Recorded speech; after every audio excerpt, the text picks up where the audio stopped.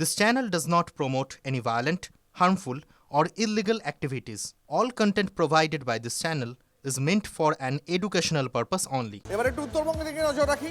জীবিত হয়েও এসআইআর এর খসড়া তালিকায় মৃত কোচবিহারের দক্ষিণ বিধানসভার 54 নম্বর বুথের বাসিন্দা অশ্বিনী এবং তার স্ত্রী শিবানী অধিকারী।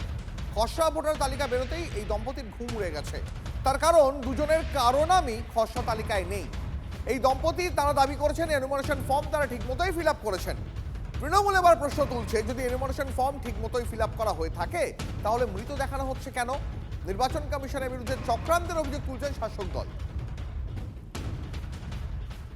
কি করবো, এই যে মৃত্যু যে দেখাচ্ছি দুই আমার এটাতে আমরা তো কোনো অত জানি না, শিক্ষিত নয়, কোনো কভার পাই না। এই যে মৃত্যু বলে দুজন মারা বলে গেছে, লিস্টে নাম নাই কেন হলো এটা তো সেটা তো আমরা অত কভার পাই না। আমার মিথু, হ্যাঁ ভালোভাবে তো করছি ফর্ম ফিল আপ। শুনলাম বলে আমরা মিথু দুইজনে স্বামী স্ত্রী, আতঙ্কে তো মাথার তো ঘুরি দেয় শুনি। এনুমারেশন ফর্ম ফিল আপের পরও কমিশনের তালিকায় মৃত। ডেথ সার্টিফিকেট আনতে পুরসভায় গেলেন কালনা পুরসভার 12 নম্বর ওয়ার্ডের 204 নম্বর বুথের বাসিন্দা পূর্ণ সাহা। তিনি তো জীবিত। এনুমারেশন ফর্ম ফিল আপ করার জন্য বিএলওর হাতে জমা দেওয়ার পরেও কিভাবে একজন জীবিত ব্যক্তি মৃত হয়ে গেলেন সেই প্রশ্ন উঠছে। কিভাবে এই ঘটনা বিএলও এবং এইআরওর কাছে জানতে চেয়েছে কালনার মহকুমা শাসক। সেই ফর্ম ফিল আপ করেছিলেন? হ্যাঁ করেছিলাম। তারপরেও আপনাকে মৃত ঘোষণা করে দিয়েছে? হ্যাঁ তারপরেও মৃত্যু ঘোষণা করে দিয়েছি। দিয়ে কখন দেখলেন এটা? কালকেই দেখলাম আমি। দিয়ে এখন কি করতে এসছেন? এখন কোথায় এসছেন? এখন পৌরসভায় এসেছি কি জানাতে এসছেন? মৃত সার্টিফিকেটের জন্য। কি বললো এখান থেকে? ওরা ঠিক করে দেবে বললো? হ্যাঁ ঠিক করে দেবে বললো। হ্যাঁ আমাদের নাম ঠিক এসছে, আমার নাম, আমার শাশুড়ির নাম, শুধু আমার বরের নামটাই কি এসছিল? মৃত এসছে। আপনারা ফর্ম তখন কি দেখেছিলেন? সব ঠিক ছিল? নিয়ে গেছে বাড়ি থেকে সব ঠিকঠাক করে নিয়ে গেছে? নিয়ে গেছে ঠিক ছিল, কিন্তু ওর উপরে হ্যাঁ তারপরে ওর উপরে লেখা ছিল, কিন্তু আমরা তো দেখিনি, ওটা এনেই রেখে দিয়েছিলাম। হ্যাঁ এবার আজকে যখন ভোটার লিস্ট দেখতে পেয়েছি ওই জন্য ওইটা দেখেই তো ওর মৃত এসছে। পৌরসভায় এসে ডেথ সার্টিফিকেট নিয়ে যদি আমি মৃত সার্টিফিকেটটা দিন। তারপর কোথায় গেলেন আপনারা? এখানে এসে আমাদের সন্দীপ বসু আর সৌরভ হালদারের সঙ্গে দেখা করে ওরা আশ্বস্ত করেছেন আমাদের যে এটা আবার জাতীয় ভোট দিতে পারে সে ব্যবস্থা করে দেবে।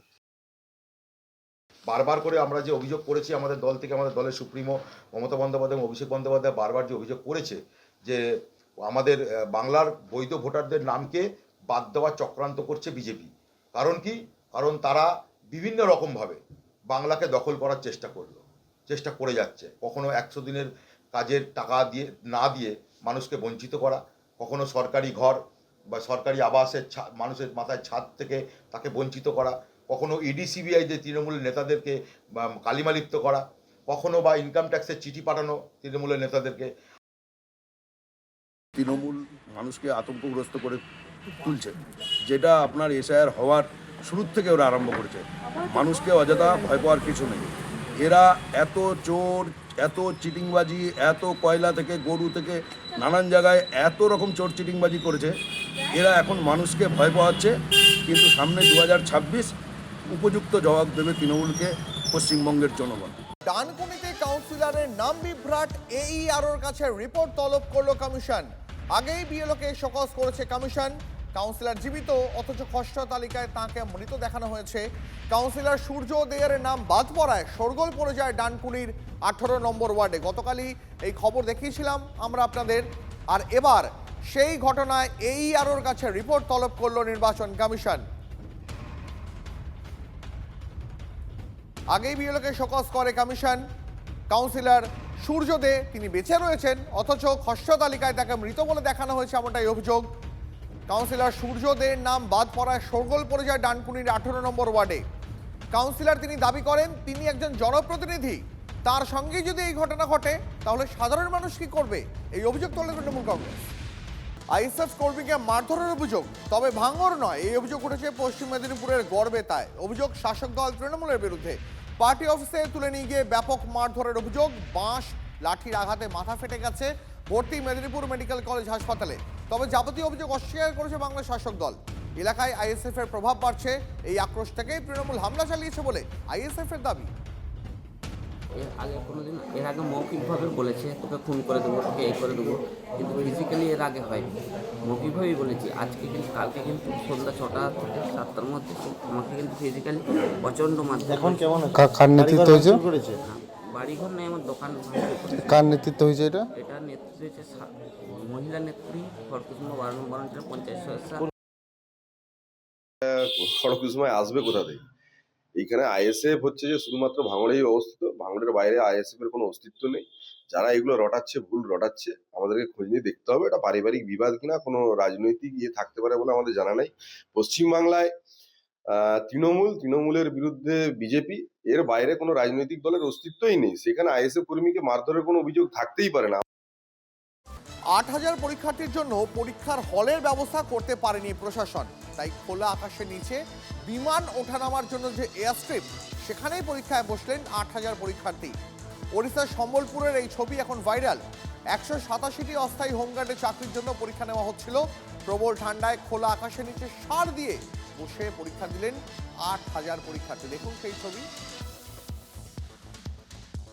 এরা খোলা আকাশের নিচে বসে পরীক্ষা দিচ্ছেন, তার কারণ এই 8,000 পরীক্ষার্থীর জন্য কোনো হলের বন্দোবস্ত প্রশাসন করতে পারেনি। তাই বিমান ওঠানামার জন্য যে এয়ারস্ট্রিপ ব্যবহার করা হয়, সেই এয়ারস্ট্রিপেই পরীক্ষা দিতে বসলেন 8,000 জন পরীক্ষার্থী। এই ছবি ওড়িশার সম্বলপুরের। 187 জন অস্থায়ী হোমগার্ড নেওয়া হবে, তাই চাকরির পরীক্ষায় বসেছিলেন এই পরীক্ষার্থীরা। প্রবল ঠান্ডায় খোলা আকাশের নিচে বসেই পরীক্ষা দিলেন এই 8,000 পরীক্ষার্থী।